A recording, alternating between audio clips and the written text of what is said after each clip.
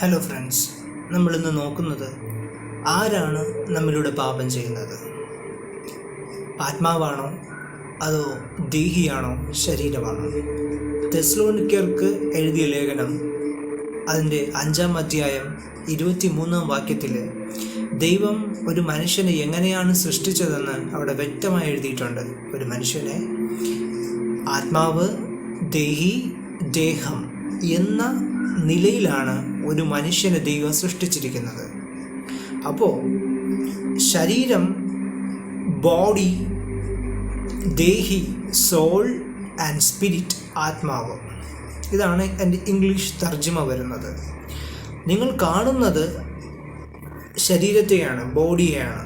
ഈ ബോഡിക്ക് അകത്ത് 2 കാര്യങ്ങളുണ്ട്: ആത്മാവ്, ദേഹി, അതായത് സ്പിരിറ്റ് ആൻഡ് സോൾ. അപ്പോൾ ഈ ശരീരം, കാണുന്ന ശരീരം, അതൊരു മെക്കാനിക്കൽ മെഷീൻ മാത്രമാണ്. നിങ്ങളുടെ ആത്മാവ് നിങ്ങളെ എനർജൈസ് ചെയ്യുന്ന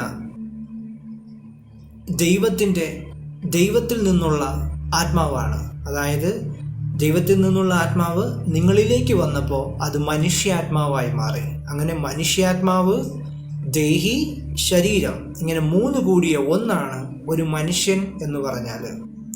ദൈവത്തിൻ്റെ ആത്മാവ് വന്നു വസിക്കുന്നത് മനുഷ്യൻ്റെ ആത്മാവിൽ മാത്രമാണ്. ദൈവത്തിൻ്റെ ആത്മാവ് ദേഹിയിലോ ശരീരത്തിലോ വന്നു വസിക്കുന്നില്ല, വാസം ചെയ്യുന്നില്ല. ദൈവത്തിൻ്റെ ആത്മാവ് വന്ന് വസിക്കുന്നത് മനുഷ്യൻ്റെ ആത്മാവിലാണ്. അത് മനസ്സിലാക്കിക്കൊള്ളുക. അപ്പോൾ ഒരു മനുഷ്യൻ പാപം ചെയ്യുന്നത് അവൻ്റെ ദേഹി ഉപയോഗിച്ചാണ്. അതായത് വികാരങ്ങൾ, ഇച്ഛകൾ, ഓർമ്മകൾ എന്നെല്ലാം കൂടുന്ന ഈ ദേഹി, അതായത് സോൾ, സൈക്കി എന്ന് നമുക്ക് മറ്റൊരു വാക്കിൽ പറയാം, സൈക്കി. ഈ സൈക്കിയിലാണ് മനുഷ്യൻ പാപം ചെയ്യുന്നത്. അതിൻ്റെ ആഫ്റ്റർ എഫക്റ്റ് ശരീരത്തിലേക്കും വരും. അതിൻ്റെ ഒരു ചെറിയ അംശങ്ങൾ ആത്മാവിലേക്ക് വന്നു എന്നും വരാം. പക്ഷെ പൂർണ്ണമായിട്ടും അവൻ്റെ ശരീരത്തെ ബാധിക്കുന്നുണ്ട്. അതുകൊണ്ടാണ് അവൻ മരിക്കുന്നത്, രോഗം വരുന്നത്, ക്ഷീണം വരുന്നത്, പല പ്രശ്നങ്ങൾ ശരീരത്തിൽ അനുഭവപ്പെടുന്നത്. അപ്പോൾ ഒരു മനുഷ്യൻ്റെ ദേഹിയുടെ ശുദ്ധീകരണമാണ് രക്ഷ എന്ന് പറയുന്നത്. ഇത് പത്രോസ് ലീഹ 1 പത്രോസ് അതിൻ്റെ 1-ാം അധ്യായം 9-ാം വാക്യത്തിൽ വളരെ വ്യക്തമായിട്ട് എഴുതിയിട്ടുണ്ട്.